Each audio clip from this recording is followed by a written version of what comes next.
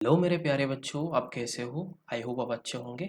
Lockdown के time है, school भी नहीं जा रहे हो, कहीं नहीं जा रहे हो, आराम से घर में बैठ रहे हो, सेल्फ स्टडी कर रहे हो। अगर सेल्फ स्टडी नहीं कर रहे हो तो बहुत अच्छे से सेल्फ स्टडी करो, क्वेश्चन को प्रैक्टिस करते जाओ, है ना? क्योंकि practice makes a man perfect. आपको परफेक्ट बनना है। अगर आप जेई 11th बोर्ड या फिर नीट क्रैक करना चाहते हो तो अभी से आपको पढ़ना ज़रूरी है। आप अभी से शुरू कर दो, है ना? तो welcome back to my channel, मैं हूं खैरुल। और आज इस लेक्चर में हम लोग पढ़ेंगे मोशन इन स्ट्रेट लाइन का फोर्थ लेसन। इसमें पढ़ेंगे मोशन अंडर ग्रेविटी। ये बहुत ही इंपॉर्टेंट टॉपिक है और ये एक्चुअली मोशन अंडर ग्रेविटी एक वन डायमेंशनल मोशन है, आप जानते हो। जैसे कि मोशन अंडर ग्रेविटी मतलब जिस मोशन पे ग्रेविटी प्रेजेंट है, राइट? मानो कि जिस मोशन में ग्रेविटी प्रेजेंट है, इसका एक एग्जांपल मैं बोल सकता हूँ। किसी भी बॉल को, किसी भी एक बॉडी को मैं अगर ऊपर से प्रोजेक्ट कर दिया वर्टिकली अपवर्ड डायरेक्शन, क्योंकि ये वन डायमेंशन का बात कर रहे हैं, तो वर्टिकली अपवर्ड डायरेक्शन में मैं उसको ऊपर उछल दिया तो उस में ऊपर जाएगा जाएगा, एक टाइम के बाद वो वापस नीचे आ जाएगा। तो अब यहाँ पे क्या हुआ, पहले तो मेरा इनिशियली उसका डायरेक्शन अपवर्ड डायरेक्शन पे था, बट कुछ देर बाद वो डाउनवर्ड डायरेक्शन बॉडी आ रहा है। इसका मतलब बॉडी ने अपना डायरेक्शन को चेंज करा। अगर बॉडी ने अपना डायरेक्शन को चेंज करा तो बीच में कहीं ना कहीं उसका वेलोसिटी जीरो हुआ होगा। बात समझ में आ रहा है? तो जब भी अपना डायरेक्शन को चेंज करता है, सीधा इस डायरेक्शन पे जा रहा है, इस डायरेक्शन पे हो रहा है, तो इस सिलसिले में आप बोल सकते हो कि किसी भी एक पॉइंट पे उसका वेलोसिटी जीरो हो रहा था। ये सब चीज हम डिस्कस करेंगे मोशन अंडर ग्रेविटी के जो भी पार्ट है उसमें जो भी कॉन्सेप्ट होगा। बहुत सारे न्यूमेरिकल भी हमें करना है, कॉन्सेप्चुअल न्यूमेरिकल करेंगे, लल्लू टाइप का क्वेश्चन हम करने वाले नहीं है। पुराने लेक्चर अगर आप देखना चाहते हो तो आई बटन दिख रहा है, उसको क्लिक करो और सारे लेक्चर्स आप देख डालो और आपको पूरा फील आ जाएगा एक्चुअल में मैकेनिक्स में क्या हो रहा है मोशन अंडर ग्रेविटी। उससे पहले आपको मोशन इन स्ट्रेट लाइन पढ़ना चाहिए, डिस्प्लेसमेंट, वेलोसिटी, एक्सीलरेशन, ये सारे चीज क्या क्या है। और कुछ कुछ क्वेश्चंस मैंने अच्छा अच्छा क्वेश्चंस कराया, वो सारे चीज आप अगर देख लोगे तो आपका जो कॉन्फिडेंस है वो बिल्डअप होती रहेगा और एक सिस्टमेटिकली आप पढ़ते जाओगे, है ना? वीडियो पसंद आ जाए तो लाइक कर लेना, शेयर करना अपने दोस्तों के साथ और सब्सक्राइब जरूर कर लेना, और करते वक्त बेल आइकन को क्लिक कर लेना ताकि आपको सारे के सारे नोटिफिकेशन भी मिल जाएगा। तो चलिए शुरू करते हैं।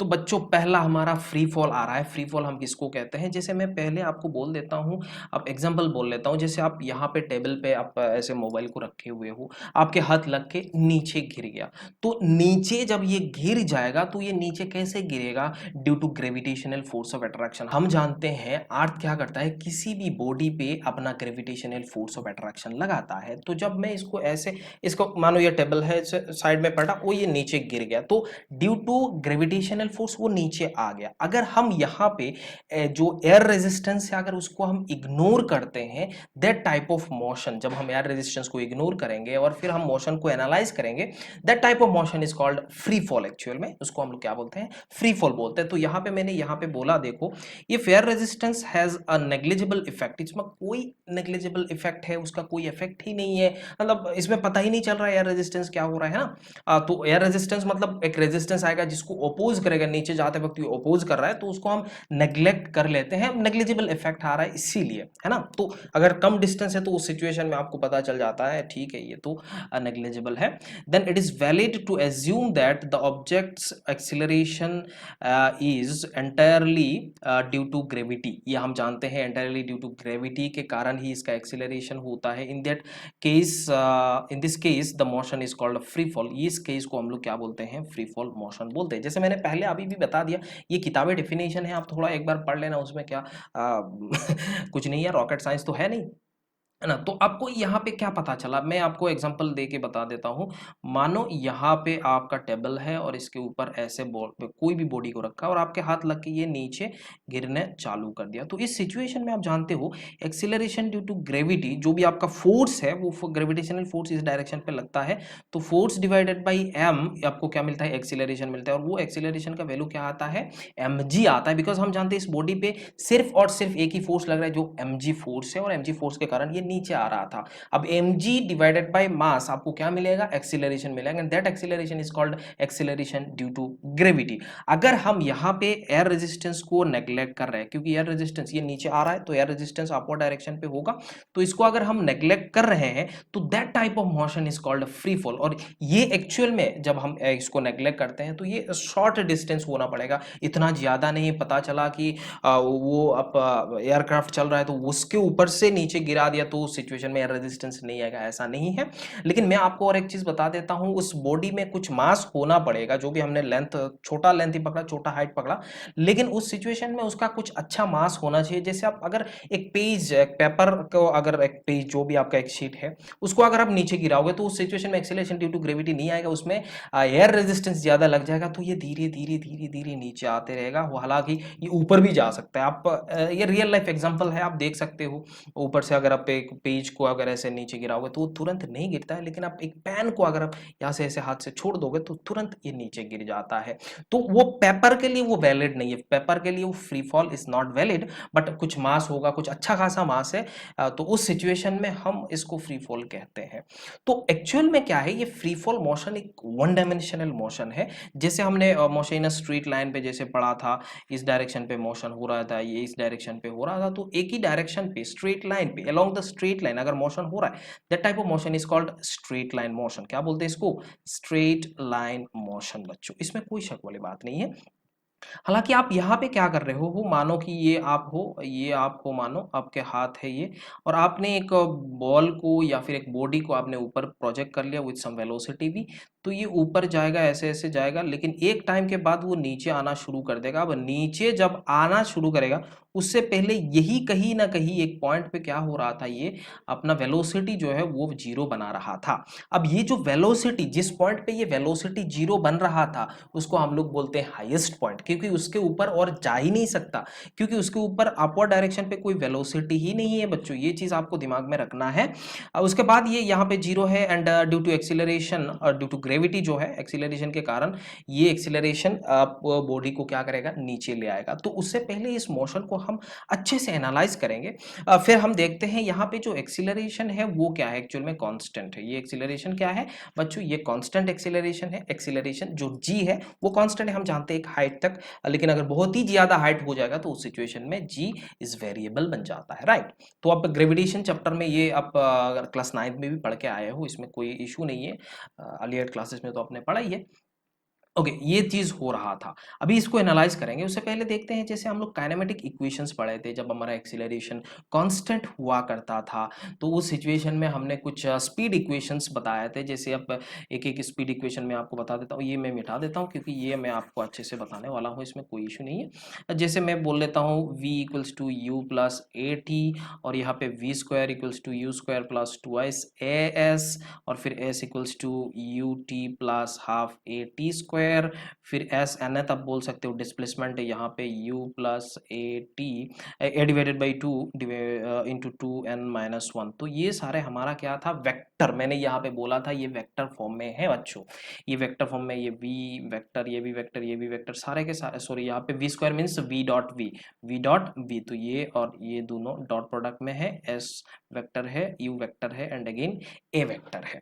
ये हमें पता चलता है। अगर वेक्टर क्वांटिटी हो रहा है तो इस सिचुएशन को अगर थोड़ा और देख लेते हैं, थोड़ा अच्छे से और एनालाइज कर लेते हैं। जैसे बच्चों ये मानो आपने क्या करा, बॉडी को ऐसे प्रोजेक्ट करा था यू डायरेक्शन पे, क्या करा, यू वेलोसिटी से इसको प्रोजेक्ट करा वर्टिकली अपवर्ड डायरेक्शन, तो इस सिचुएशन में इसका एक एक्सीलरेशन आएगा जो जी है, नीचे डाउनवर्ड डायरेक्शन पे लग रहा था, जी हमारा क्या है, एक्सीलरेशन है। ये चीज आपको थोड़ा ध्यान में रखना है, ओके। अब देखो, अगर मैं अपवर्ड डायरेक्शन को पॉजिटिव मानता हूं, अगर मैं अपवर्ड डायरेक्शन को पॉजिटिव मानूंगा तो डाउनवर्ड डायरेक्शन को क्या मानूंगा मैं, नेगेटिव, ऑब्वियस बात है।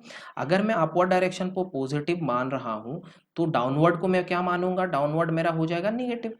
तो इस सारे के सारे यहाँ पे जो स्पीड इक्वेशन है, पहला स्पीड इक्वेशन वो क्या बन जाएगा, u पॉजिटिव है एंड g निगेटिव है, क्योंकि एक्सीलरेशन यहाँ पे नेगेटिव हो रहा है और a का वैल्यू हमें यहाँ पे पुट करना है। तो v equals to u minus g t, ये तो हम लिख सकते हैं, a के जगह माइनस जी पुट कर रहे हैं, v square equals to u square plus twice a s के जगह माइनस जी पुट कर रहे हो तो माइनस जी, और एच एस के जगह आप क्या पुट कर रहे हो, h पुट कर रहे हो, इसमें कोई शक वाली बात नहीं है। Again s equals equals to U T plus half a t square की जगह जी यहाँ पे downward direction, u upward direction, तो आपने क्या करा इसमें माइनस पुट करा, वेक्टर फॉर्म था इसीलिए आराम से पुट कर लिए थे। और यहाँ पे आपने क्या करा, ये दोनों इक्वेशन यहाँ पे एक एस एन आपने लिखा U N minus half G N square और दूसरा S N minus one U N minus one फिर minus half G N minus one whole square, ये दोनों को आपने माइनस करा और ये जो फॉर्मूला है आपको मिला था एच एन जो भी आपका हाइट एस एनथ टाइम पे एनथ ड्यूरेशन पे आपको क्या होगा u plus g by two into twice n minus one u, ये आपको मैं अच्छे से लिखता हूँ h equals to u plus g divided by two twice n minus one, ये आपको समझ में आता है। ठीक है, ये हमने कब पकड़ा था, जब एक्सीलरेशन डाउनवर्ड डायरेक्शन पे और वेलोसिटी अपवर्ड डायरेक्शन पे, और हम अपवर्ड डायरेक्शन को ही पॉजिटिव मान रहे थे क्योंकि यहाँ पे आपको sign convention is very important. ऐसा जब स्पीड इक्वेशन आप लिखते हो sign convention is very important, sign convention आपको आना चाहिए। अगर वेलोसिटी के डायरेक्शन को पॉजिटिव मान रहे हो और एक्सीलरेशन ऑपोजिट डायरेक्शन पे तो हम नेगेटिव मानते हैं, ये तो हम जानते हैं ना बच्चों, इसमें कोई शक नहीं है। अगर मैं डाउनवर्ड डायरेक्शन को पॉजिटिव मान लेता हूं तो उस सिचुएशन में क्या होगा, जैसे उसका हालांकि केसेस अलग अलग हो सकता है, जैसे एक टावर के ऊपर से बॉडी को बॉल को ड्रॉप कराया गया, एक बॉडी को ड्रॉप कराया गया, तो या फिर इसको ऐसे नीचे फेंका गया है, तो उस सिचुएशन में यू आप डाउनवर्ड डायरेक्शन पे बोल सकते हो और ये आपका जी जो है वो डाउनवर्ड डायरेक्शन पे। अगर मैं डाउनवर्ड डायरेक्शन को पॉजिटिव मानता हूं तो अपवर्ड डायरेक्शन मेरा क्या बन जाएगा, नेगेटिव बन जाएगा। तो यहाँ पे कोई नेगेटिव अपवर्ड डायरेक्शन पे है ही नहीं ना बच्चों। तो इस सिलसिले में अगेन आप v equals to u plus g t में लिख सकता हूं बच्चों, u भी डाउनवर्ड डायरेक्शन जी भी डाउनवर्ड डायरेक्शन और ये t हमारा तो t है ही। तो अब बाकी सारे के सारे जो इक्वेशन है इसके जैसा ही होगा क्योंकि दोनों का डायरेक्शन हमने पॉजिटिव माना था। या फिर वेक्टर फॉर्म को आप याद रख लो, काम बन जाएगा, उसमें कोई शक वाली बात नहीं है। तो ये था थोड़ा हमारा जो फ्री फॉल का कुछ एक्सीलरेशन जब कांस्टेंट होता है, जो काइनेमेटिक इक्वेशंस है स्पीड इक्वेशंस है, हम इस्तेमाल करके बहुत बड़े बड़े क्वेश्चंस को हम सॉल्व करते हैं, लेकिन उसको डिटेल में थोड़ा एनालाइज करते हैं और देखते हैं एक्चुअल में हो क्या रहा है बच्चों। कुछ रिजल्ट्स है जो आपको थोड़ा बहुत याद रखना पड़ेगा। जैसे मैं यहाँ पे डायग्राम बनाया हुआ है, मैं आपको बता सकता हूँ यहाँ पे क्या हो रहा है, एक बॉडी को प्रोजेक्ट करा हमने, क्या करा, एक बॉडी को प्रोजेक्ट करा विद सम वेलोसिटी u और ये यहाँ पे जाके अपना वेलोसिटी जो है वो v अपवर्ड डायरेक्शन, वो वेलोसिटी 0 बना, फिर वो नीचे के डायरेक्शन पे आ गया है। ठीक है, इतना आप समझ लेते हो। तो ये यहाँ पे आके स्ट्राइक करेगा विद सम वेलोसिटी v पे। तो यहाँ पे एक्चुअल में दो टाइप का मोशन हो रहा है बच्चों, एक हो रहा है अपवर्ड मोशन और दूसरा हो रहा है डाउनवर्ड मोशन। मतलब अपवर्ड इसको हम लोग क्या बोल सकते हैं, अपवर्ड जर्नी, और इसको हम लोग क्या बोल सकते हैं, डाउनवर्ड जर्नी। तो इसको मैं बोल सकता हूँ ये वाला पॉइंट यहाँ से इस मिड जो हाईएस्ट पॉइंट है, इस पॉइंट को हम क्या बोलते हैं, हाईएस्ट पॉइंट, क्योंकि उसके ऊपर और नहीं जाएगा, उसके ऊपर और नहीं जा सकता, तो इसीलिए हम इसको हाईएस्ट पॉइंट भी बोल सकते हैं। अब नीचे फिर अगेन नीचे आएगा, तो अपवर्ड जर्नी को अगर देखा जाए तो वहां से हम एज का वैल्यू निकाल सकते हैं। आपको क्वेश्चन पूछ सकता है कि what is the maximum height, मतलब मैक्सिमम हाइट मींस आपने बॉडी को प्रोजेक्ट करा वर्टिकली अपवर्ड डायरेक्शन, किस हाइट तक वो जा सकता है, उसके बाद तो वापस आना ही है ना, तो ग्राउंड से उसका हाइट कितना है वो आपको निकालना है। तो उस सिचुएशन में हमें टाइम के बारे में नहीं पता, तो हम बोल सकते हैं v square equals to u square plus twice a into s. ये हमारा पता चल रहा है क्योंकि हमें ये v पता है, u पता है, a पता है और s पता है, मतलब s को निकालना है, राइट। तो ये मैं बोल लेता हूँ h मैक्स है और ये v जो है v स्क्वायर वो फाइनल वेलोसिटी है। तो ये अपवर्ड जर्नी का ही है, मैं इधर लिख लेता हूँ अपवर्ड जर्नी का है। अगर अपवर्ड जर्नी में मैं देखूँ तो v का वैल्यू 0 हो जाता है, मतलब फाइनल वेलोसिटी 0 बन जाएगा, और u है और यहाँ पे आप बोल सकते हो 0 equals to u square minus twice g h, और यहाँ पे h मैक्स विल बी, अब बोल सकते हो U square divided by twice G. तो मैं आपको बता देता हूँ बच्चों, ये चीज आप थोड़ा ध्यान में रखना है, अगर इनिशियल या फाइनल वेलोसिटी 0 हो रहा है तो शॉर्टकट हम डिस्टेंस या फिर हाइट दोनों हम इस U square divided by twice A से निकाल सकते हैं बहुत आसानी से। बात समझ में आ रहा है? तो ये चीज आपको दिमाग में रखना है। ये हमारा मैक्सिमम हाइट होता है, जैसे ये स्टैंडर्ड इक्वेशन है, इस स्टैंडर्ड इक्वेशन को मैक्सिमम हाइट के तौर पे आपको दिमाग में रखना जरूरी है। दूसरा होता है time to reach the maximum point, मतलब इसको हम लोग टाइम ऑफ एसेंट भी बोलते हैं। मतलब ये ग्राउंड से ये हाईएस्ट पॉइंट तक जाने में उसको कितना टाइम लगा होगा वो हमें चाहिए। ये u पता है, v भी पता है, अगेन देखो v पता है, u पता है, a पता है, a ऑब्वियस बात है, g डाउनवर्ड डायरेक्शन पे लग रहा था, लेकिन t हमें नहीं पता, तो हम बोल सकते हैं v equals to u plus a t. That means v का वैल्यू तो 0 है और a का वैल्यू माइनस जी है, तो I can write t equals to U divided by जी। तो ये अपवर्ड जर्नी में आपको इतना टाइम लग रहा था, मैक्सिमम हाइट पे जाने में उसको कितना टाइम लगा, u divided by g time लगा था। ओके, अगर डाउनवर्ड डायरेक्शन पे देखा जाए, डाउनवर्ड डायरेक्शन इस पॉइंट से अगर यहाँ तक पहुंचना है तो उसको कितना टाइम लगेगा, वो आप आराम से निकाल सकते हो। वो सेम, इसको हम लोग टाइम ऑफ एसेंट बोल रहे थे अपवर्ड डायरेक्शन को, और डाउनवर्ड डायरेक्शन को डाउनवर्ड आने में जो टाइम लग रहा था उसको हम लोग टाइम ऑफ डिसेंट बोलते हैं। हालांकि हम टोटल टाइम आप यहाँ से निकाल सकते हैं। यहाँ पे देखो, अब जो भी आपका इधर नेट अगर इस पॉइंट से इस पॉइंट तक पहुंचना है, ग्राउंड से फिर ग्राउंड पे पहुंचना है, तो उस सिचुएशन में उसको कितना टाइम लगा वो अगर आपको निकालना है तो हम जानते हैं s equals to U T plus half A T square, ये तो हम जानते हैं। तो यहाँ पे देखो displacement will be zero, final, initial and final same point पे लाई कर रहे हैं, सेम प्लेन पे लाई कर रहे हैं, ऑब्वियस बात है दोनों का जो भी डिस्प्लेसमेंट है वो क्या है, जीरो है। तो ये जीरो है, यू तो यू है, टी तो टी है ना, minus half g t square, और यहाँ से एक टी टी कैंसिल्ड आउट हो जाएगा, और यहाँ पे आप देख सकते हो एक टी आ रहा है जीरो और दूसरा आ रहा है twice you divided by g. Zero means ये सेम लेवल पे जब डिस्प्लेसमेंट इक्वल्स टू जीरो था, तो उस सिचुएशन में एक बार हुआ था वो जीरो डिस्प्लेसमेंट हो रहा था जब टी इक्वल्स टू जीरो था, और दूसरी बार हो रहा था जब T equals to twice you divided by G हो रहा था। तो इस दोनों टाइम में ही हो रहा था। तो ये तो हमारा इनिशियल कंडीशन है, बट फाइनल कंडीशन पे अगर इसका डिस्प्लेसमेंट देखा जाए तो ट्वाइस यू डिवाइडेड बाई जी, मतलब इसको हम लोग बोलते हैं टाइम ऑफ फ्लाइट। इसको हम लोग क्या बोलते हैं, टाइम ऑफ फ्लाइट। मतलब आप बोल सकते हो कि ये बॉडी अपवर्ड मतलब हवा में कितना टाइम था, तो total time twice you divided by G. अभी देखो अपवर्ड जर्नी में उसको कितना टाइम लग रहा था, u divided by g. Total time कितना हो रहा था, ट्वाइस यू डिवाइडेड बाई जी। तो हाईएस्ट पॉइंट से नीचे आने में उसको टोटल टाइम कितना लग रहा था मेरे प्यारे बच्चों। अब बता सकते हो जो डाउनवर्ड टाइम है वो equals to total time divide minus time of ascent, और वो आपको यू डिवाइडेड बाई जी मिल रहा है। इसका मतलब अपवर्ड जाने में जितना टाइम लगा था डाउनवर्ड आने में उतना ही टाइम लग रहा है। एक्सीलरेशन बराबर है, हाइट बराबर है, तो डाउनवर्ड डायरेक्शन पे जब स्ट्राइक करेगा जिस वेलोसिटी से, वो वेलोसिटी भी क्या हो जाएगा बच्चा, u का बराबर हो जाएगा। u के बराबर जो मैग्नीट्यूड होगा u का, अगर magnitude of u equals to 10 metre per second, तो इसका भी क्या होगा, 10 मीटर पर सेकंड होगा। But this is in downward direction, सिर्फ डायरेक्शन का चेंज है, बट यहाँ पे आपको मैग्नीट्यूड का कोई चेंज नहीं है। ये चीज़ आपको ध्यान में रखना है। और मैं आपको बता देता हूँ सेम लेवल पे जब भी हम मोशन अंडर ग्रेविटी और हम एयर रेजिस्टेंस को इग्नोर करते हैं, फ्री फॉल का जो भी कंडीशन होता है, तो वो सिचुएशन हम देखते हैं कोई भी सेम लेवल पे दोनों पे, इस अगर सेम लेवल पे मैं दूसरा पेज में चले जाता हूँ, जैसे मैं आपको बता सकता हूँ, इस बॉल को मैंने प्रोजेक्ट करा और ये यहाँ से जाके यहाँ हुआ, तो सेम लेवल पे कहीं भी इस पॉइंट पे अगर देखा जाओ तो इसमें ऊपर जाते वक्त इसको जितना वेलोसिटी मिल रहा था, मानो इसको वेलोसिटी 25 मीटर पर सेकंड मिल रहा था, तो डाउनवर्ड आने में वही सेम लेवल पे उतना ही मिलता है बच्चों, उतना ही आपको मिलता है। ये चीज़ आपको दिमाग में रखना है और आप इसको प्रूव भी कर सकते हो। या फिर आप देख सकते हो यहाँ से ये ऊपर जाने में टोटल टाइम जितना लग रहा था, यहाँ से ग्राउंड पे आने में उसको उतना ही टाइम लगता है। अब उसको आराम से कैलकुलेट भी कर सकते हो, इसमें कोई शक वाली बात नहीं है बच्चों, ये दिमाग में रखना है। मैक्सिमम हाइट का वैल्यू क्या है, टाइम ऑफ फ्लाइट कितना है, ये सारे चीज़ आपको दिमाग में रखना है। U square divided by twice G, और ये आप बोल सकते हो time of flight equals to this much value. ये आपको क्वेश्चन कभी कभी पूछ लेता है, आराम से आपको देखना है। फिफ्थ नंबर वाला देखना है, an object is dropped means initial velocity is zero. Obvious बात है, ड्रॉप मतलब मानो ये टावर के ऊपर से आपने एक बॉडी को ड्रॉप करा दिया, तो इसका वेलोसिटी क्या हो जाएगा, जीरो हो जाएगा।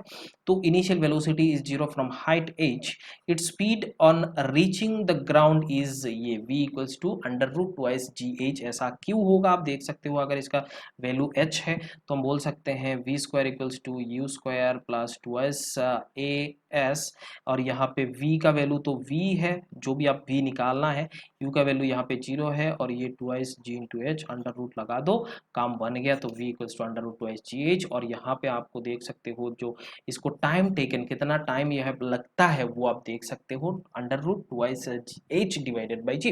बेस बात है, S equals to U T plus half A T square, ये तो गड़ावड़ का काम खत्म हो गया। तो T equals to twice S divided by A, और यहाँ पे आप एच है तो twice H divided by G, आप ये लिख सकते हो। मैंने अभी थोड़ी देर पहले भी बोला था, जैसे कि आप देख सकते हो एच हम बहुत आसानी से निकाल सकते हैं। अगर इनिशियल या फाइनल वेलोसिटी जीरो हो रहा है तो हम आसानी से निकाल सकते हैं U square divided by twice A या फिर U square divided by twice G से, या फिर अगर ड्रॉप कर रहे हो तो उस सिचुएशन में V square divided by twice G से आप एच का वैल्यू निकाल सकते हो, अगर आपको फाइनल वेलोसिटी पता हो। टाइम भी निकाल सकते हो, अगर इनिशियल वेलोसिटी या फिर फाइनल वेलोसिटी दोनों में से कोई एक अगर जीरो हो रहा है तो टाइम जो भी टेकन है, जो भी आपका टाइम मिल रहा है, जो भी मैक्सिमम हाइट पे जाने का या फिर उससे नीचे आने का, तो वो टाइम क्या होता है, under root twice H divided by जी। ये चीज़ आपको दिमाग में रखना बहुत ही ज़्यादा इंपॉर्टेंट है मेरे बच्चों, समझ में आ गया होगा।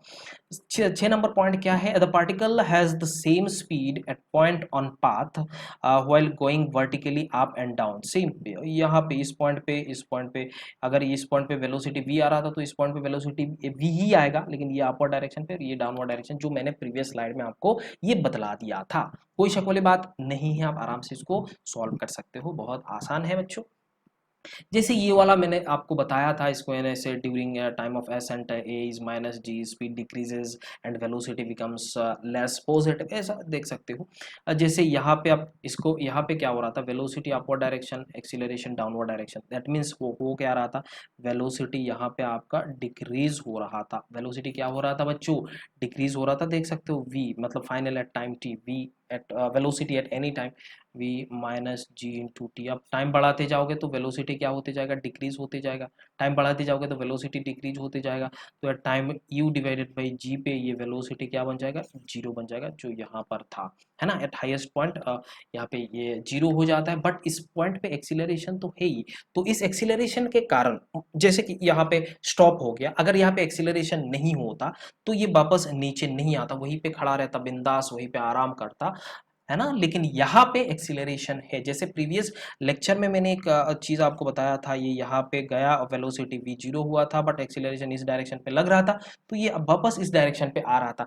मैंने आपको कराया था डिस्टेंस एंड डिस्प्लेसमेंट निकालना था, डिस्प्लेसमेंट आपको -30 निकल रहा था और डिस्टेंस आपको 50 निकल रहा था, याद आ रहा है कुछ, है ना। प्रीवियस लेक्चर में मैंने ये क्वेश्चन आपको कराया था। तो यहाँ पे एक्सीलरेशन आ रहा था, तो अगेन यहाँ पे वेलोसिटी जब डाउनवर्ड डायरेक्शन पे आ रहा था, उस सिचुएशन में वेलोसिटी इंक्रीज होना शुरू हो गया, टाइम बढ़ाते जाओगे तो इंक्रीज होता है। जैसे यहाँ पे आप देख सकते हो इनिशियल वेलोसिटी जीरो है और यहाँ पे जी इंटू टी इंक्रीज होते होते एक टाइम पे यू के बराबर बन जाता है। बच्चों बात समझ में आया कि नहीं, बोलो, आया ना। आगे देखते हैं, कुछ सवालों को लेके आगे बढ़ते हैं। जैसे पहला सवाल है, if a body travels half it's total path in last second of its fall from rest, find the time and height of its fall। यहाँ पे बोल रहा है एक बॉडी जो है वो ट्रेवल करता है half of its path in last second, जैसे लास्ट सेकंड में ये ऐसा करता है of its fall from rest, मतलब ये क्या कर रहा है, मानो ये मेरा टावर है, ये बिल्डिंग के ऊपर से मैंने इसको ड्रॉप कराया, या फिर कोई लड़का शरारत बच्चा है ऊपर चला गया और बॉल को ऊपर से, मतलब होता है ना फ्लावर के टब को क्या करता है लोग फेंक देते हैं ऐसा टाइप का होता है ना, कोई कोई बच्चा शरारत होता तो ऐसे करता है ना। तो ये कर रहा है, ये सब छोड़ो यार कहानी वहानी है ना। तो इस सिचुएशन में ये यू क्या हो रहा है, जीरो हो रहा है, बट इसने बोला कि जो लास्ट टाइम था, जो लास्ट 1 सेकंड था, उस सेकंड में उसने क्या कर लिया, उसका टोटल डिस्टेंस का, टोटल हाइट का आधा डिस्टेंस उसने h डिवाइडेड बाई 2 को उसने एक ही लास्ट सेकंड में कवर कर लिया। बात समझ में आया कि नहीं, बोलो। तो अगर इसका टोटल हाइट h हुआ करता है तो इस सिचुएशन में आप बोल सकते हो इतना हो रहा है। अभी आपको पूछ रहा है कि फाइंड टाइम एंड जो हाइट, आपको हाइट कितना है वो आपको बताना है, इसमें कोई शक वाली बात नहीं है। अब देख सकते हो यहाँ पे इसको यहाँ आने में कितना टाइम लगा होगा, टोटल टाइम आप देख सकते हो इस बॉडी से यहाँ तक आने में उसको टोटल टाइम कितना लगा होगा, अंडर रूट मैं बोल सकता हूँ ट्वाइस एच डिवाइडेड बाई जी। ये कौन सा टाइम है, total time to strike the ground, ये कौन सा है, टू स्ट्राइक द ग्राउंड, ये हम बोल सकते हैं। यहाँ से अगर देखा जाए तो ये यहाँ से यहाँ तक, ये t1 टाइम पे, t-1 टाइम मीन्स व्हाट, ये यहाँ से यहाँ आने में कितना टाइम लगा, h डिवाइडेड बाई 2। इसका मतलब मैं ये वाला लिख सकता हूँ h डिवाइडेड बाई 2 इंटू जी। अरे लिख सकता हो कि नहीं बोलो, क्योंकि t-1 टाइम पे ये वाला डिस्टेंस कवर करेगा और ये डिस्टेंस कितना है, h डिवाइडेड बाई 2 है, आधा डिस्टेंस है। बराबर समझ में आता है। अगर मेरे को अभी क्या चाहिए, t चाहिए, तो मैं क्या कर सकता हूँ, पहले हाइट भी निकाल सकता हूँ या फिर कुछ भी निकाल सकता हूँ, या फिर इससे ये माइनस कर लेता हूँ, उसमें कोई इशू नहीं है। t ये मैंने बोल लेता हूँ 1 और ये मैं बोल लेता हूँ 2, है ना, समझ में आ जाएगा। दिस माइनस दिस आपको ये मिल जाएगा। देखो ये T T gets cancelled out, तो 1 equals to under root twice H divided by G minus H divided by जी। तो ट्वाइस ये H divided by G, H divided by G को बाहर कर लो, एच डिवाइडेड बाई जी को बाहर कर लो, और फिर यहाँ पे अंडर रूट 2 माइनस 1। इसका मतलब अब यहाँ से देख सकते हो एच का जो value 1 divided by 0.414 equals to आप देख सकते हो under root H divided by G, और यहाँ से एच का जो वैल्यू आता है वो आपको कितना आएगा, वो आपको कैलकुलेट करना पड़ेगा, है ना। इसको बोथ साइड स्क्वायर कर लो, इससे डिवाइड करो, बोथ साइड स्क्वायर करो, और आई थिंक एज का वैल्यू 58 मीटर आ रहा था। मैच पे क्या निकाल सकते हो आप, टाइम निकाल सकते हो। तो टाइम सिंपल है, यहाँ पे 58 को डाल दो, t equals to under root 2 into 58 divided by जो भी आपका डी है तो 10 है, तो यहाँ पे आप पुट करोगे तो आपका ये जो भी वैल्यू आएगा 3.4 सेकंड आपको मिलने वाला है। तो टोटल हाइट जो है वो आपको इतना मिलेगा और ये हाइट आपको इतना मिलेगा। अगर आप दूसरा मेथड से ये कर सकते हो, दूसरा मेथड से आप कर सकते हो, ट्राई करना दूसरा कोई और मेथड से आप कर सकते हो कि नहीं। अगर आगे देखेंगे, कोई बात नहीं, आगे देखेंगे, मजा आएगा आपको और भी, है ना। चलो ये दूसरा सवाल है। इस दूसरा सवाल में क्या पूछा जा रहा है, a person is sitting on the top of a tall building is dropping balls at regular interval of 1 second.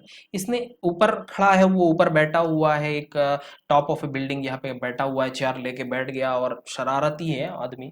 तो 1 सेकंड के बाद एक एक बॉल को ये ड्रॉप गिरा रहा है, एक एक बॉल, बहुत सारे बॉल था उसके पास। तो उन्होंने क्या करा, बॉल लिया और एक गिराया, 1 सेकंड बाद दूसरा गिराया, 1 सेकंड बाद दूसरा गिराया, फिर ऐसा करते गया, उसने ऐसा करते गया। तो उस सिचुएशन में आपको पूछा find the positions of third, fourth and fifth ball when the sixth ball is going to be dropped. छठा बॉल जो है वो इसने गिराने का सोचा, अब उसको गिरा देगा। तो उस सिचुएशन पे वो फिफ्थ बॉल का, फोर्थ बॉल का एंड थर्ड बॉल का वो डिस्टेंस कितना हुआ होगा, वो पोजीशन क्या है वो आपको बताना है। जैसे मैं आपको बता देता हूं, मानो कि ये है, यहाँ पे आदमी बैठा हुआ है और ये बॉल गिराया, ये छठा वाला, मैं बोल लेता हूँ ये सिक्स्थ वाला, सिक्स्थ वाले के 1 सेकंड पहले वो फिफ्थ वाला उसने गिराया था, तो यहाँ पे आया फिफ्थ वाला। अब ये फिफ्थ वाले का पोजीशन कितना है, दिस वन, वो 1 सेकंड में इसने कवर करा, 1 सेकंड में इसने कवर करा और इसका ड्रॉप किया, तो इसका मतलब यू का वैल्यू कितना है, जीरो, सॉरी यू का या यू का वैल्यू कितना है, जीरो है। तो अब यहाँ से टाइम निकाल सकते हो कि नहीं बोलो, टी इक्वल्स टू, अब हमें क्या निकालना है, हमें एच निकालना है। तो अब h equals to half g t square आप बोल सकते हो कि नहीं। तो हाफ है, जी तो 10 है, एट टी 1 है, तो हम बोल सकते हैं 5 मीटर जो इसका पोजीशन है, ये ऊपर से 5 मीटर पे, फिफ्थ बॉल ये 5 मीटर पे है। अगर फोर्थ बॉल देखा जाए तो उससे 1 मिनट पहले, मतलब ये फोर्थ बॉल यहाँ से यहाँ पहुंचने में उसको 2 सेकंड लगा होगा। तो फोर्थ बॉल का अगर पोजीशन देखा जाए, ये फिफ्थ का है, फोर्थ बॉल का अगर पोजीशन देखा जाए तो again half ji into T square, but यहाँ पे टी का वैल्यू कितना है, अब देख सकते हो 2 स्क्वायर। अब 2 गेट्स कैंसल्ड आउट, इसका मतलब अब यहाँ से बोल सकते हो 20 मीटर है। अगर थर्ड बॉल देखा जाए तो थर्ड बॉल यहाँ पहुंच गया होगा, थर्ड बॉल यहाँ से यहाँ आने में उसको कितना टाइम लगा, 3 सेकंड लगा होगा, ऑब्वियस बात है। तो यहाँ पे third ball half ji into T square, that is half G मतलब 10 और टी 9 है। तो अब देख सकते हो ये 5 है, कैंसिल आउट हो जाएगा, तो मीन्स 45 मीटर है बच्चों। इसमें कोई शक वाली बात नहीं है, मेरे ख्याल से आपको इतना समझ में आ गया है। इसमें कुछ नहीं है, सिर्फ आदमी ने बॉल गिराने का कोशिश करा, 6 नंबर बॉल, तो सिक्स बॉल उसने नीचे गिराने का ट्राई करा, अभी सोचा अब गिरा दूं, उससे 1 सेकंड पहले तो उसने फिफ्थ बॉल को गिराया, उससे 2 सेकंड पहले उसने फोर्थ, 3 सेकंड पहले, बस उस हाइट को मैंने निकाला ऊपर से। बात समझ में आएगी नहीं बोलो। तो ये चीज आपको दिमाग में रखना बहुत ही ज्यादा जरूरत था, मैंने ये आपको सिखा दिया, कोई बात वाली बात नहीं है, है ना। आगे देखते हैं, कुछ और सवाल मिलने वाला है आपको। सवाल को देखते हैं। यहाँ पे क्या बोल रहा है, a small parachute dropped from a 30 metre high cliff falls freely under gravity for 1 second and then attains a terminal velocity 1.2 meter per second. 20 seconds later a stone is dropped from the cliff. Will the stone catch up with the parachute before it reaches the ground? आपको यहाँ पे क्या बोल रहा है, आप आराम से देखो। मानो कि ये एक क्लिफ है, यहाँ पे मानो कोई भी है, तो इस सिचुएशन में क्या हुआ, एक पैराशूट, इसको हम मान लेते हैं एक पैराशूट, इसको उसने क्या करा, ड्रॉप करा फ्रीली अंडर ग्रेविटी, है ना। ये वो अब देखो यहाँ पे इस falls freely under gravity and attain a terminal velocity 1.2 metre. 1 second बाद यहां से यहां तक उसने ट्रेवल कर लिया। अब यहां से फ्रीली फॉल कर रहा था तो u इक्वल्स टू 0, 1 सेकंड में वो कितना डिस्टेंस कवर करेगा, 5 मीटर डिस्टेंस कवर करेगा, वो हम जानते हैं। जैसे s equals to U T plus half A T square, u का वैल्यू 0 है, plus half a into T square, a का वैल्यू आप 10 बोल सकते हो क्योंकि यहाँ पे g है, g टू 10 और यहाँ पे 1 सेकंड, दैट मीन्स 5 मीटर हुआ है। अब यहाँ से ये वाला डिस्टेंस, अब ये वाला डिस्टेंस से अब नीचे ग्राउंड तक पहुंचने में वो कितना वेलोसिटी से आ रहा है, 1 सेकंड बाद वो टर्मिनल वेलोसिटी अटेन कर लेता है। एक्चुअल में टर्मिनल वेलोसिटी होता क्या है बच्चों, वो आपको जानना बहुत ही जरूरी है। टर्मिनल वेलोसिटी मीन्स आप बोल सकते हो, फ्लूइड मैकेनिक्स में आपको बहुत आसानी से ज्यादा अच्छे से आप इसको मिलने वाला है, बट यहाँ पे मैं आपको बता देता हूँ। टर्मिनल वेलोसिटी मतलब यहाँ पे कुछ वेलोसिटी अटेन हुआ, वो constant velocity, terminal velocity means uniform velocity, वो यूनिफॉर्म वेलोसिटी से ये ट्रेवल कर रहा है। तो हम बोल सकते हैं यहां से यहां तक आने में उसका जो वेलोसिटी आ रहा था वो कांस्टेंट था, and that is equals to, आपको पता है 1.2 मीटर पर सेकंड है। अब ये वाला डिस्टेंस कितना है, 25 मीटर। ऑब्वियस बात है, ये 30 था, 5 मीटर यहां से खत्म हो गया, तो इसमें इसको 1 सेकंड लगा, और यहां से यहां ये 25 मीटर ट्रेवल करने में उसको कितना टाइम लगा वो हमें चाहिए। तो हमें पता चल जाएगा वो पैराशूट ग्राउंड स्ट्राइक करते वक्त कितना टाइम लगाया था। तो मैं बोल सकता हूं यहाँ से यूनिफॉर्म वेलोसिटी, तो s equals to you t, half A T square तो नहीं आएगा, है ना, क्योंकि कांस्टेंट वेलोसिटी है। तो अब देख सकते हो यहाँ पे s का वैल्यू कितना है, 25 है, और ये t है डिवाइडेड बाय 1.2 है।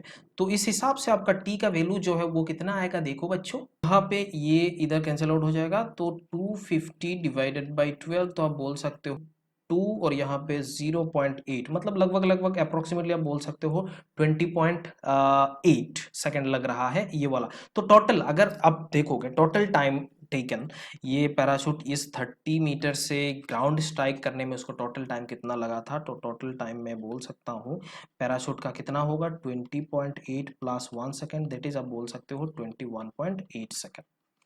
अब ये तो हमें समझ में आता है।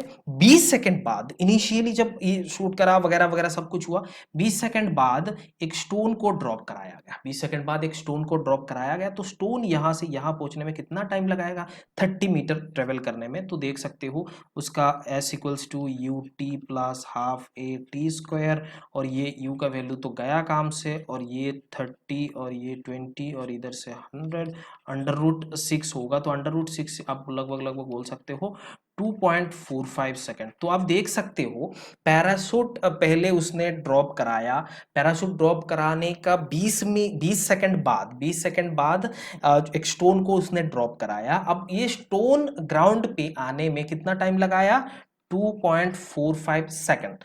अब टोटल अगर देखा जाए इनिशियली t इक्वल्स टू 0 से अब अगर यहां तक ये स्टोन ग्राउंड पे स्ट्राइक करते वक्त कितना टाइम लगा है, तो आप देख सकते हो टोटल टाइम इस स्टोन के लिए कितना होगा, 20 तो पहले से है, मतलब इनिशियल टाइम से 20 तक, वो तो वैसे ही आइडल कंडीशन था स्टोन के लिए, फिर 2.45 दैट मींस 22.45। अब देखो 22.45 सेकंड में ये ग्राउंड पे स्टोन स्ट्राइक करता है, बट पैराशूट 21.8 सेकंड में ग्राउंड पे स्ट्राइक कर लेता है, तो ये स्टोन इस पैराशूट को कैच कर पाएगा, नेवर, वो नहीं कर सकता, बिकॉज ये स्टोन को ज्यादा टाइम लग रहा है ग्राउंड में आने में, लेकिन उससे पहले तो पैराशूट गिर चुका है ना।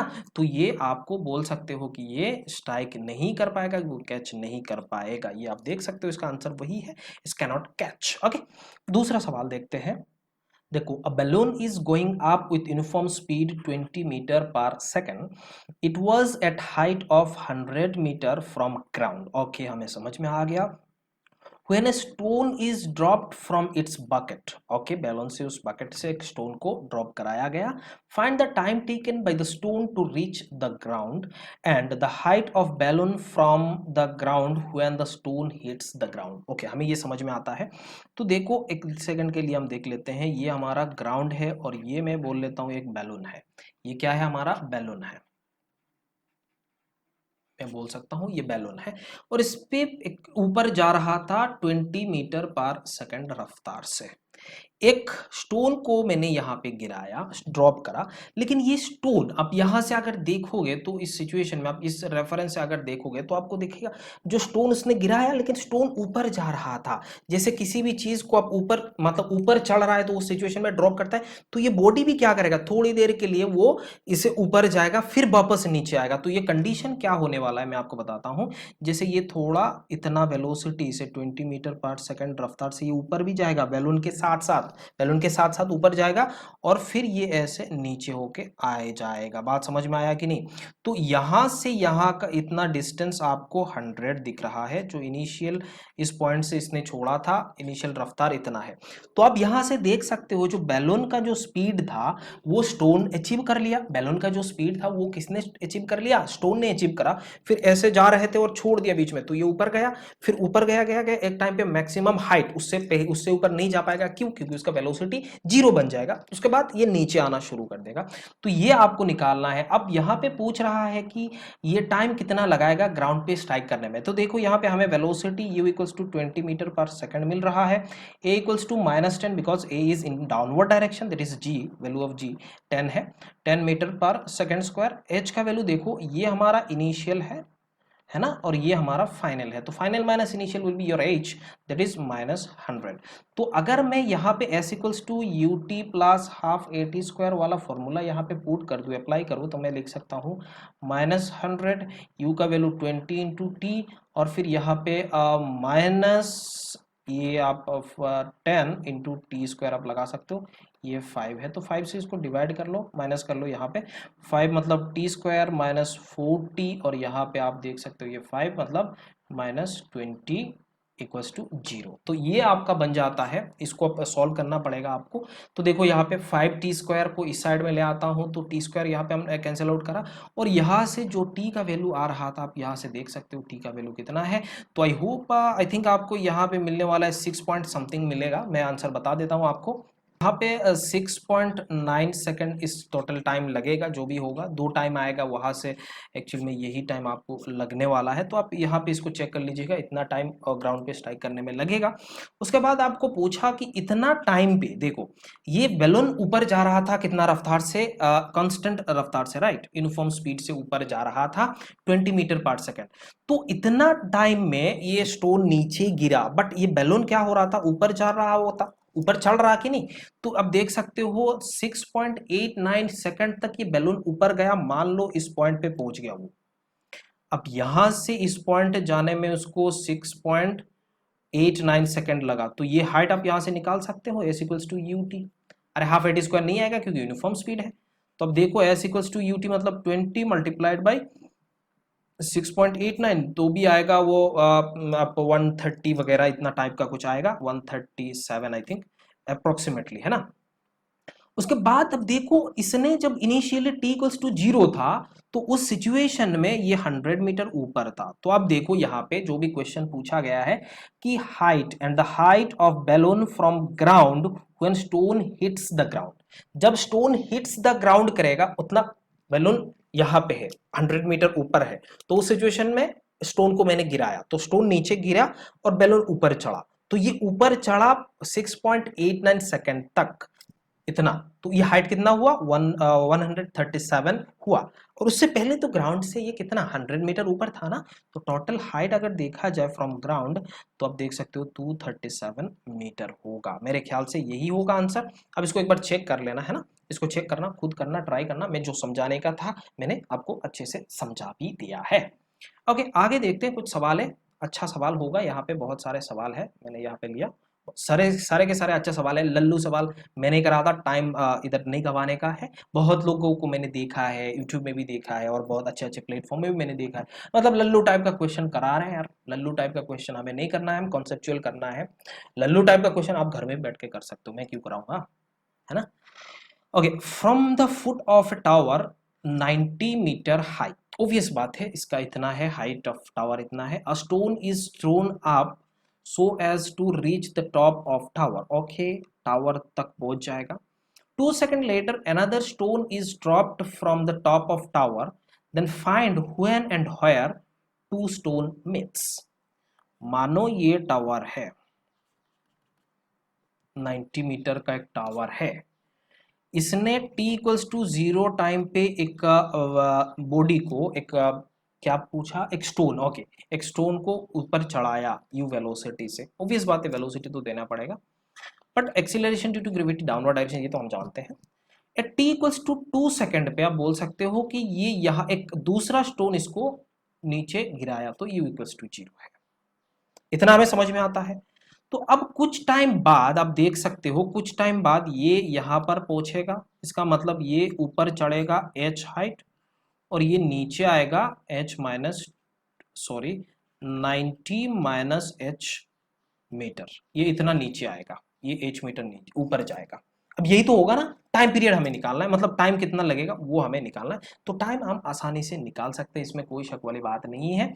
देखो बच्चों यहाँ पे देखो, हम h इक्वल्स टू क्या निकाल सकते हैं, h इक्वल्स टू, अब देख सकते हो इसका वेलोसिटी तो नहीं दिया ना, ओके, इसका वेलोसिटी नहीं दिया, तो हम बोल सकते हैं h equals to u t plus half A T square. तो देखो यहाँ पे यू टी मतलब h का वैल्यू तो h है, तो अब देख सकते हो यू पी नहीं पता, टी भी हमें नहीं पता, हाफ ए मतलब g है और नीचे के डायरेक्शन पे माइनस टी स्क्वायर, ये आपका आ रहा है। दूसरा इस वाला पार्ट को अगर देखे जाए, ये वाले पार्ट में इसको कितना टाइम लग रहा होगा वो हम देख सकते हैं। h 90 माइनस h, इसको कितना टाइम लगा होगा यहाँ से यहाँ आने में। अगर इसमें t टाइम पे ये यहाँ पर स्ट्राइक करा तो ये ऑब्वियस बात बोल सकते हो इसमें t माइनस 2 टाइम पे ये इतना कवर करा होगा, क्योंकि इनिशियली वो 2 सेकंड बाद ही स्टार्ट किया था। तो u इसमें 0 है, हाफ a जो है वो आपका वैल्यू कितना है, g है 10 होगा, मल्टीप्लाइड बाई टी स्क्वायर मतलब t माइनस 2 होल स्क्वायर है। तो अब यहाँ से देख सकते हो ये 5 है। अब इस h के वैल्यू में यहाँ पे आप इसको पुट कर लो तो आपको बराबर मिल जाएगा, जो भी आंसर आपको चाहिए, आपको आंसर चाहिए था ये मिल जाएगा। बट यहाँ पे हमें u का वैल्यू निकालना है, का वैल्यू, या फिर आप देख सकते हो ये u कितना होगा वो अगर आपको निकालना है तो ऑब्वियस बात है, इनिशियली अगर ये नीचे से ऊपर तक जस्ट ऊपर जस्ट टावर तक पहुंच जाए, टावर का हाईएस्ट पॉइंट तक पहुंच जाना है, तो वो वेलोसिटी कितना होगा, मिनिमम वेलोसिटी उतना ही हम पकड़ लेते हैं। तो ये वेलोसिटी होने के लिए आपको अंडर रूट 2gh होना पड़ेगा। बात समझ में आया कि नहीं बोलो। ये यहाँ तक ऊपर चढ़ रहा था, ऊपर चढ़ रहा था, ये हाईएस्ट पॉइंट है और ये टावर का ये हाइट है ना, तो इतना तक जाना है, मतलब इस पॉइंट पे जाने के बाद उसका वेलोसिटी क्या होना चाहिए, 0 होना चाहिए। तो हम यहाँ से निकाल सकते हैं कि उसका रफ्तार कितना होगा, S equals to v square equals to u square plus twice a s, एक अगर 0 हो रहा है तो दूसरा वेलोसिटी हम यहाँ से निकाल सकते हैं। अब यहाँ पे u का वैल्यू कितना होगा बच्चों, 2 10 और यहाँ पे हाइट 9 है, तो आप देख सकते हो यहाँ पे कितना हो रहा है, 90 है और ये 10 है मतलब 900, दैट इज 30√2, ये वाला हो जाएगा आपका इनिशियल वेलोसिटी, मतलब u का वैल्यू है। तो अब यहाँ से ये दोनों इक्वेशन को आप सॉल्व कर लोगे, एज का वैल्यू यहाँ से आप पुट कर लोगे या फिर इससे ये माइनस कर लो, दोनों से प्लस कर लो, बात एक ही है। देखो ये प्लस कर लेते हैं तो 90 इक्वल्स टू क्या मिलेगा आपको, 30√2 into T minus T square, और यहाँ पे आपको प्लस करना है ना 5t माइनस 2 होल स्क्वायर, ये दोनों को आप सॉल्व करोगे तो आपको एक t का वैल्यू मिलेगा, और t का वैल्यू मिलते ही आप यहाँ से h का वैल्यू निकाल सकते हो। ये आप खुद ट्राई करना, मैंने आपको हिंट्स दे दिया, एक्चुअल में वही बात है कि h यहाँ पे h कितना है और ये वो नीचे से ऊपर से नीचे h आ रहा था, दोनों इक्वेशन को सॉल्व करना था, प्लस करो माइनस करो जो भी करना है कर लो, लेकिन आंसर आना चाहिए। और जो भी आपका टाइम है वो आपको आएगा, मैं आंसर बता देता हूँ, यहाँ आएगा बच्चों 3.11 सेकंड, और आपका जो हाइट है वो 83 पॉइंट समथिंग आएगा, ये आप इसको चेक कर लेना, 83 पॉइंट समथिंग आएगा, और ये इसका दोनों का आंसर है बच्चों, ये आप चेक करना है ना, मैंने जैसे बताया वही करना है, बाकी कुछ नहीं करना है। ओके, आगे देखते हैं बच्चों, ये देखो एक सवाल, A girl is standing in an elevator that is moving upward at a velocity 5 meter per second and acceleration 2 meter per second square when she drops her handbag. Okay. Okay, इतना हमें समझ में आ गया. If she was originally holding the bag at height of 1.5 metre above the elevator, how long will it take the bag to hit the ground. जैसे मैं आपको बता देता हूँ, ये आपको थोड़ा आसानी से समझ में भी आ जाएगा. मैं आपको बताता हूँ. जैसे मानो ये एक लड़की है, उसके हाथ में एक हैंडबैग है, ये वाला उसके हाथ में हैंडबैग है. अगर आप लड़की हो तो आप ही हो, मतलब लड़का लड़की बात एक ही है, दोनों यही पे है. ओके, तो यहाँ से ये डिस्टेंस एक्चुअल में 1.5 मीटर है. एलिवेटर 2 मीटर पर सेकंड रफ्तार से ऊपर जा रहा था और ये वेलोसिटी जो है वो आपका 5 मीटर पर सेकंड रफ्तार था. इसमें कोई शक वाली बात नहीं है.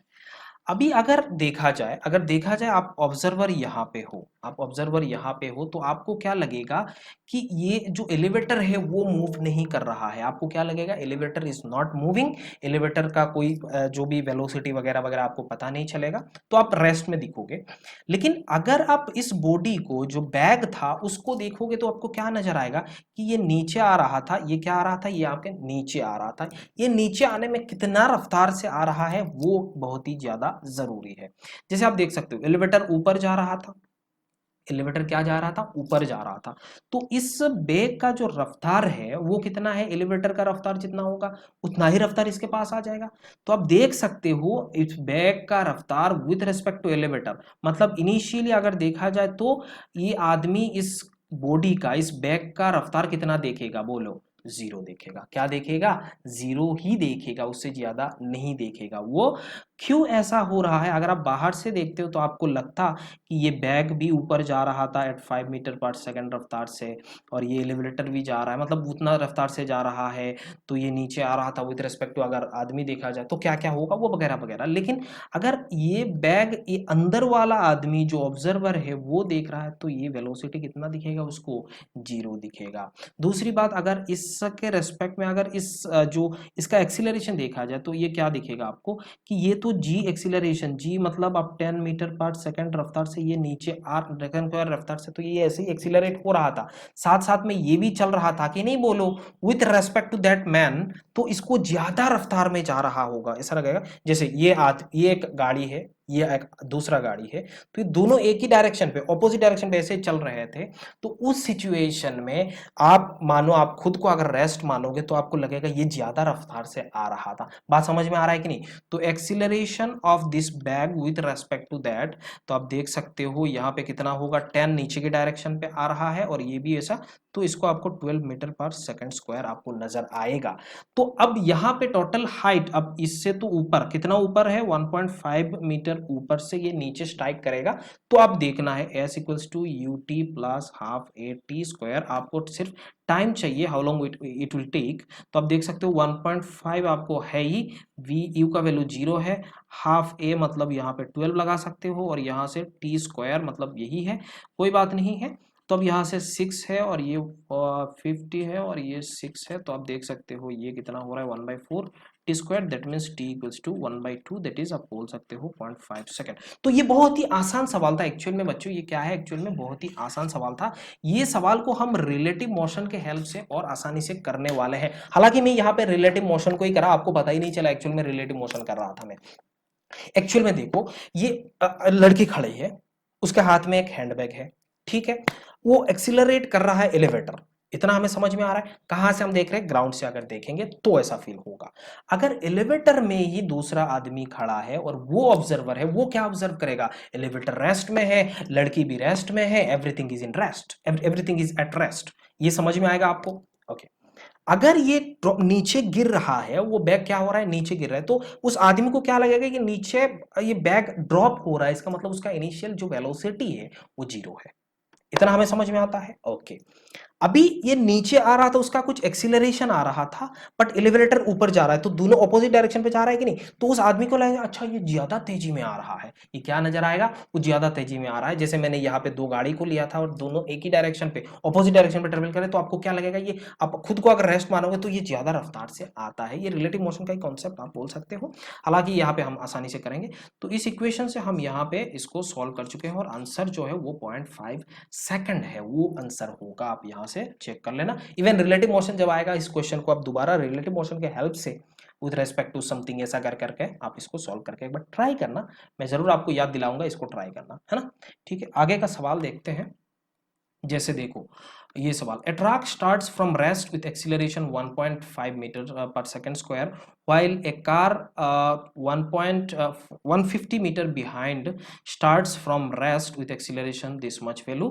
How long will it take both truck and car side by side, and how much distance is travelled by each. Okay, एक कार है, ये क्या है, हमारा कार है, और कार क्या कर रहा है, ट्रक एक्सीलरेट कर रहा है, और एक कार इतना बिहाइंड। ओके, इसको हम कार मान लेते हैं, और कार इतना मीटर पर सेकेंड स्क्वायर रफ्तार से आगे जा रहा था, मतलब रफ्तार नहीं, एक्सीलरेट है, वो किसके, ट्रक के पीछे था, ये हमारा ट्रक है, राइट।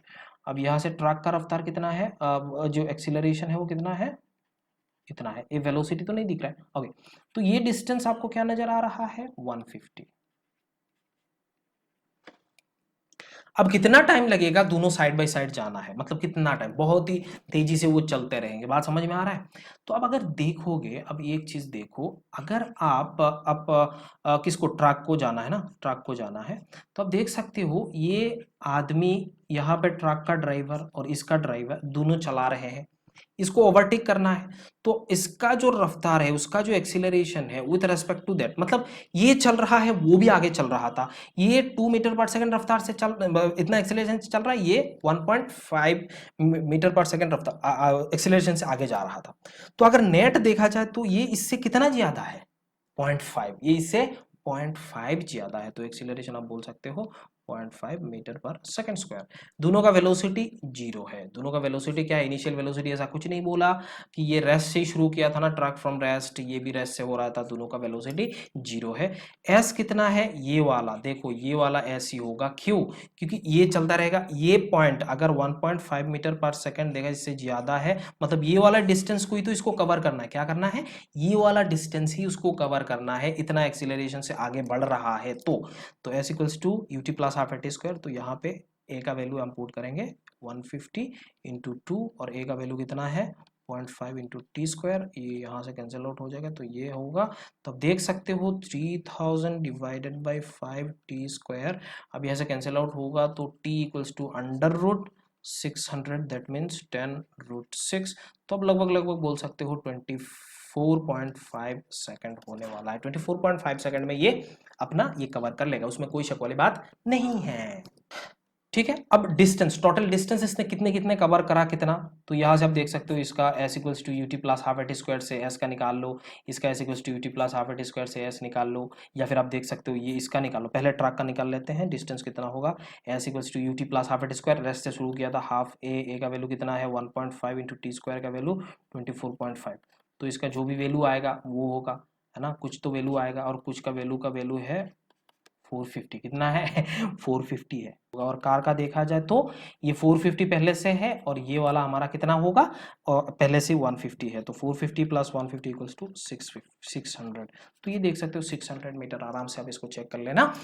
हालांकि ये अगेन रिलेटिव मोशन का क्वेश्चन से भी हम कर सकते हैं, बट यहाँ पे थोड़ा फील दिलाने के लिए मैंने ये आपको बोला था कि ट्रक आगे है और दूसरा कार पीछे है, दोनों जा रहे हैं, लेकिन ट्रक का जो क्या है, उसका जो एक्सीलरेशन है 1.5 मीटर पर सेकंड स्क्वायर है, और कार का 2 मीटर पर सेकंड स्क्वायर है, तो इसका मतलब अगर इसके इसके रेस्पेक्ट में ये कितना ज्यादा जा रहा है, मतलब दोनों का सेपरेशन ये है, तो इसको ज्यादा ऑब्वियसली तेजी से जाना पड़ेगा, तब जाके इसको ओवरटेक करेगा, मतलब साइड बाई साइड जाना होगा, तो इसका नेट एक्सीलरेशन अगर देखा जाए तो कितना है, 0.5, ऑब्वियस बात है उससे ज्यादा है, तो ये डिस्टेंस कवर करने के लिए उतना एक्सीलरेशन से अगर जाएगा तो कितना टाइम लगेगा 24.5, हालांकि हम रिलेटिव मोशन में जब जाएंगे ना तो विद रेस्पेक्ट टू कर करके हम इसको सॉल्व कर लेंगे। आप इसको सॉल्व करके देख लेना, उसमें आपको समझ में भी आ जाएगा, इसमें कोई शक वाली बात नहीं है। अगले सवाल है, देखते हैं बच्चों। ये वाला सवाल में होमवर्क है, ये वाला सवाल आपका होमवर्क है, मैं नहीं करने वाला। एन एलिवेटर हुज कार वगैरह वगैरह जो भी दिया हुआ है क्वेश्चन, आप इसको सॉल्व कर लेना। इसको क्या करना, सॉल्व करना है।